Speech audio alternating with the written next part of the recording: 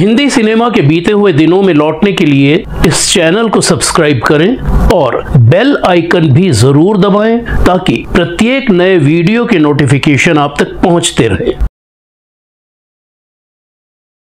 पुस्तक बीते हुए दिन पार्ट 1 हिंदी और इंग्लिश और पार्ट 2 हिंदी का विमोचन दिनांक 24 अक्टूबर को अपने दौर की सुपरस्टार आशा पारेख जी, प्रोड्यूसर डायरेक्टर सुभाष घई जी और अभिनेता पंकज त्रिपाठी के हाथों हुआ। ऑनलाइन उपलब्ध इस पुस्तक को मंगाने से संबंधित सभी लिंक्स इस वीडियो के साथ डिस्क्रिप्शन में दिए गए हैं। धन्यवाद। दाने दाने पे लिखा है खाने वाले का नाम, लेकिन गाने गाने पे भी लिखा है गाने वाले का नाम। नमस्कार, मैं शिशिर कृष्ण शर्मा बीते हुए दिन में आपका स्वागत करता हूं। आज बात उस सच की जो कहता है गाने गाने पे लिखा है गाने वाले का नाम।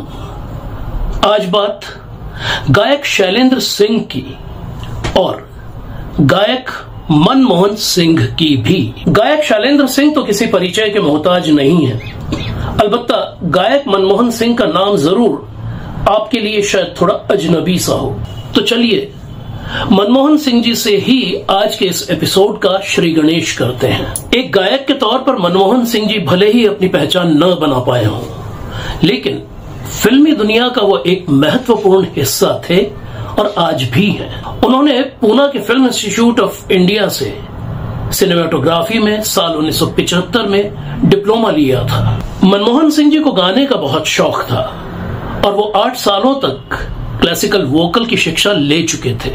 फिल्म इंस्टीट्यूट ऑफ इंडिया यानी FTII में सिनेमेटोग्राफी की पढ़ाई के दौरान उनकी मुलाकात राज कपूर से हुई। राज कपूर को उनकी आवाज और गायकी इतनी पसंद आई कि उन्होंने मनमोहन सिंह को बतौर गायक ब्रेक देने का फैसला कर लिया। FTII से पास आउट होने के बाद मनमोहन जी राज कपूर के कहने पर बजाय मुंबई आने के पूना में ही राज साहब के फार्म पर रहकर गायन का रियाज करने लगे, लेकिन उनके भाग्य में शायद वो ब्रेक था ही नहीं। अचानक ये हालात कुछ ऐसे बने कि मनमोहन सिंह जी को लेकर राज साहब की वो योजना असफल हो गई। दरअसल राज कपूर जिस फिल्म में मनमोहन सिंह को ब्रेक देना चाहते थे वो थी सत्यम शिवम सुंदरम। इस फिल्म की पूरी शूटिंग पूना में ही हुई थी। मनमोहन सिंह गायन के रियाज के साथ साथ इस फिल्म के सिनेमेटोग्राफर राधु करमरकर को असिस्ट भी कर रहे थे। अचानक ही गायक मुकेश गुजर गए। राज साहब के लिए ये बहुत बड़ा झटका था। मनमोहन सिंह जी बताते हैं, राज साहब ने टूटे हुए स्वर में मुझसे कहा कि मैं तुम्हें सत्यम शिवम सुंदरम में ब्रेक देना चाहता था, लेकिन मुकेश जी के जाने के बाद अब मेरा फर्ज बनता है कि मैं पहले उनके बेटे के लिए कुछ करूं। और इस तरह मनमोहन सिंह जी के हाथ से वो मौका और वो गीत निकल गया जो राज कपूर उनसे गंवाना चाहते थे। वो गीत था मैं कैसे उसे पसंद करूं, मैं कैसे आंखें बंद करूं, वो औरत है तू महबूबा, जो नितिन मुकेश के भाग्य में लिखा था। राज साहब ने मनमोहन सिंह से वादा किया था कि वो अगली फिल्म में उन्हें जरूर ब्रेक देंगे। मनमोहन सिंह राज साहब की अगली फिल्म का इंतजार करते रहे, लेकिन उस फिल्म यानी हिना के बनने से पहले ही राज साहब गुजर गए और ऐसे में मनमोहन सिंह जी ने खुद को सिनेमेटोग्राफी में व्यस्त कर लिया। उन्होंने जीपी सिप्पी की साल 1979 की फिल्म एहसास से बतौर इंडिपेंडेंट सिनेमेटोग्राफर करियर शुरू किया और फिर बेताब, सौतन, लैला और यश चोपड़ा की फासले से लेकर चांदनी, लम्हे, डर, दिलवाले दुल्हनिया ले जाएंगे और मोहब्बतें तक सभी फिल्में, गुलजार की लेकिन, माचिस, हू तू तू जैसी 50 से ज्यादा फिल्मों की सिनेमेटोग्राफी की। हालांकि मौका मिलते ही गायन का अपना शौक भी वो पूरा करते रहे। उनका गाया फिल्म वारिस का मेरे प्यार की उम्र हो इतनी सनम, तेरे नाम से शुरू तेरे नाम पे खत्म, लावा का जीने दे ये दुनिया चाहे मार डाले, लैला के साथ जिएंगे साथ मरेंगे हम तुम दोनों लैला, और गीतों से सरगम कलियों से शबनम, दूर रहे तो दूर रहे जैसे गीत हिट रहे।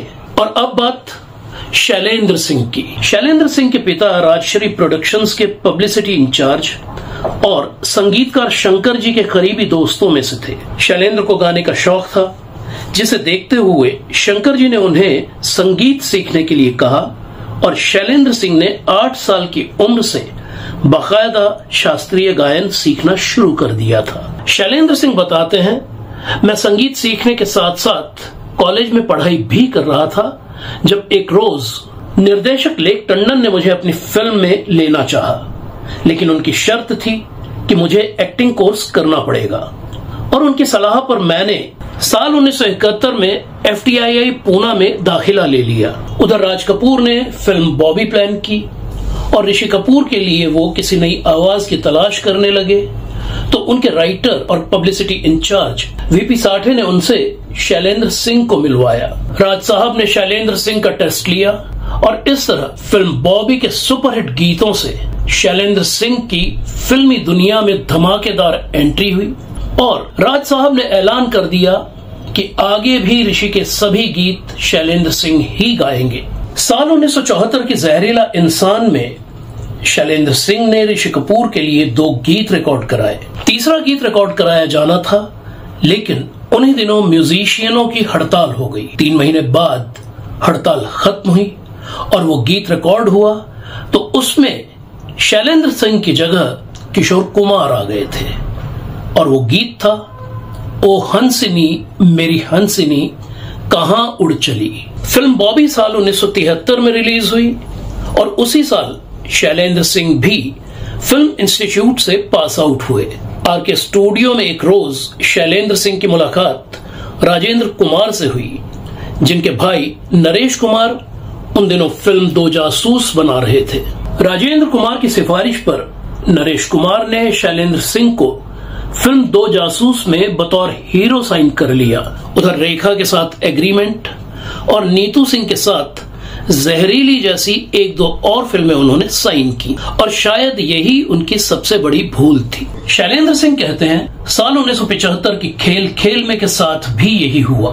उसमें मैंने ऋषि कपूर के लिए एक गीत हमने तुमको देखा तुमने हमको देखा ऐसे रिकॉर्ड कराया था, लेकिन बाकी सभी गीतों में मेरी जगह किशोर कुमार आ गए। सितमगर, सागर, प्रेम रोग जैसी ऋषि कपूर की सभी फिल्मों से मैं आउट हो गया था। शैलेंद्र सिंह का अपने पैरेलल बतौर हीरो खड़ा हो जाना ऋषि कपूर को शायद रास नहीं आया था।